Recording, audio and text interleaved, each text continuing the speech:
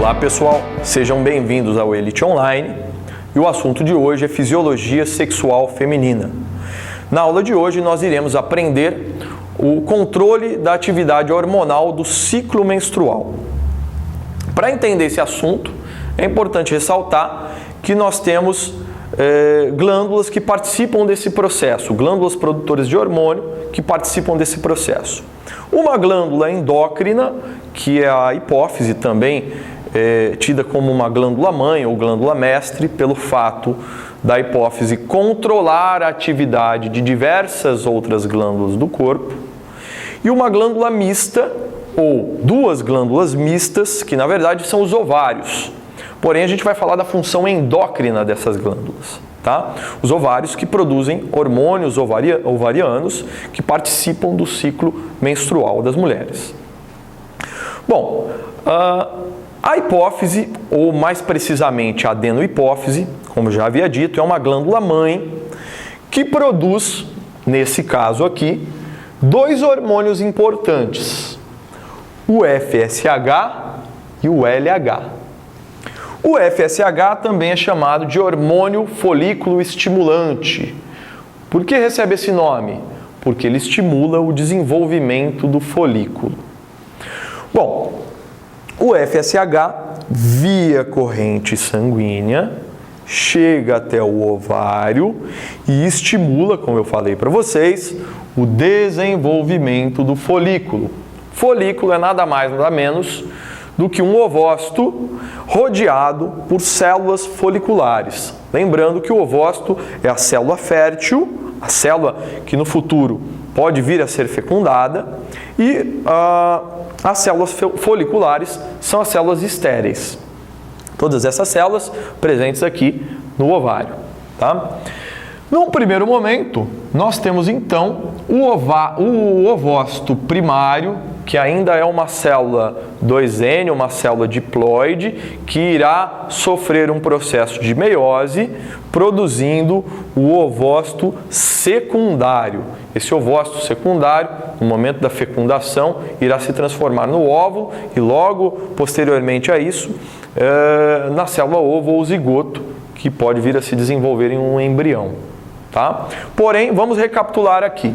O FSH, via corrente sanguínea, FSH que é secretado pela hipófise anterior, via corrente sanguínea, chega ao ovário e estimula o desenvolvimento do folículo.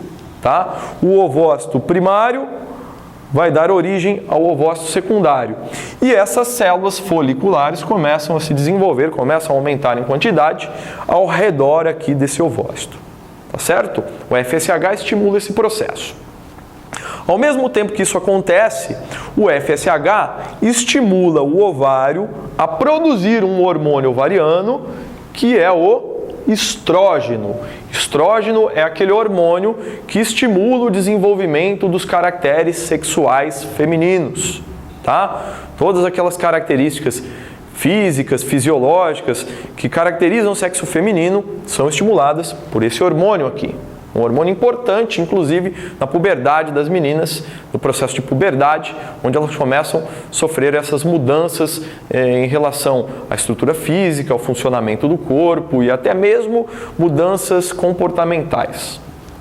Mas, enfim, o estrógeno irá atuar diretamente no útero, mais precisamente no endométrio, que é a parede interna do útero, estimulando o desenvolvimento desse endométrio, estimulando no sentido de aumentar o número de células endometriais. Aumenta o número de células do endométrio. Eu passo a ter um primeiro desenvolvimento do endométrio. Por que isso acontece? Porque o útero precisa se preparar para no futuro, talvez, receber um embrião, caso ocorra a fecundação. Bom, o estrógeno, que estimulou o desenvolvimento do endométrio, também funciona como seu próprio fator regulador. Um processo que a gente conhece como feedback negativo, ou retroalimentação. A grande quantidade de estrógeno no sangue inibe a hipófise anterior no sentido de secretar o FSH. Então, a própria grande quantidade de estrógeno no sangue regula a liberação de FSH. Se eu não tenho mais produção de FSH, obviamente que eu não tenho mais produção de estrógeno. Então, como eu disse, ele faz a sua própria regulação, ele se autorregula. Ao mesmo tempo que isso acontece, nós temos o estímulo da adenohipófise em secretar o LH. LH que é chamado de hormônio luteinizante. Esse hormônio estimula a formação do corpo lúteo. Vamos entender isso então. A adenohipófise ou hipófise anterior, que se localiza na base do cérebro, mais precisamente apoiada sobre o osso esfenoide, secreta o LH, que via corrente sanguínea estimula a ovulação, a expulsão do ovócito secundário, tá? Então, provavelmente lá no 14º dia do ciclo menstrual, a mulher menstruou hoje, o primeiro dia de menstruação foi hoje, você conta dali para frente 14 dias, provavelmente nesse 14º dia, ela vai estar realizando isso aqui, ó, processo de ovulação. É o período fértil, né, inclusive. 4 dias antes, 4 dias depois da ovulação é o período fértil da mulher, é o período que ela tem mais chance de, obviamente, do óvulo ser fecundado, né, e, consequentemente, de gerar uma gestação. Bom, mas enfim, ocorre a ovulação, a expulsão do ovócito, que vai cair aqui na tuba uterina, tá? Esse ovócito, quando cai na tuba uterina, pode ser fecundado aqui mesmo dentro da tuba, começa a passar por um processo de desenvolvimento embrionário, por quê? Ocorreu fecundação, espermatozoide mais ovócito, ocorre a fecundação, forma-se a célula ovo ou zigoto, que é uma célula diploide, 2N. E essa célula vai começar a sofrer mitose, né, se desenvolvendo, formando um embriãozinho, que num primeiro momento vai se instalar lá no útero, tá? Esse processo de desenvolvimento embrionário, chamado de segmentação ou clivagem, vai dar origem ao que a gente chama de blastocisto. O blastocisto irá se instalar aqui na parede do útero. Isso se ocorrer fecundação e o embrião começar a ser formado, tá? Esse processo de instalação do blastocisto na parede uterina é chamado de nidação. Caso ocorra nidação, essa estrutura amarelada, que é o chamado corpo lúteo, permanece no ovário por um determinado tempo, por alguns meses, tá? E esse corpo lúteo continua a produzir os hormônios ovarianos, que é o estrógeno e a progesterona.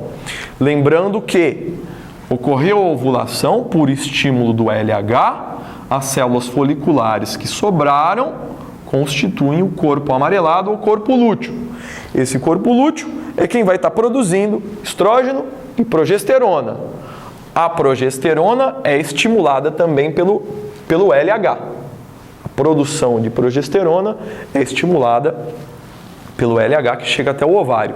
Progesterona é um outro hormônio ovariano que também vai atuar no útero, preparando o útero para uma possível gestação. Prepara o útero de que forma? Vai fazer com que o útero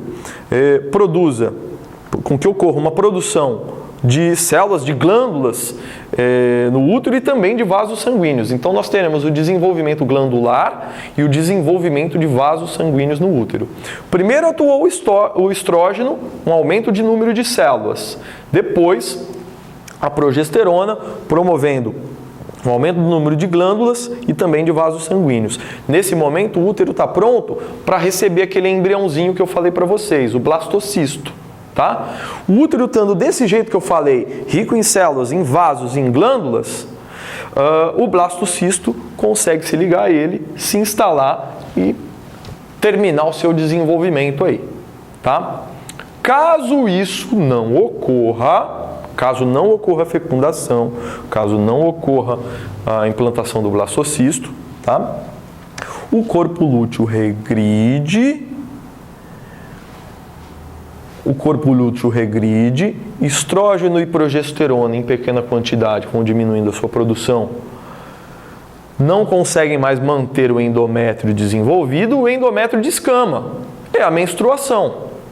Tá joia? O ciclo menstrual normal, o ciclo menstrual corretinho, ocorre a cada 28 dias, tem duração de 28 dias, tá? Então, eu tenho eliminação dessas células, tenho eliminação de sangue, tenho eliminação inclusive do ovócito secundário que não foi fecundado. Tá joia? Aí o que acontece?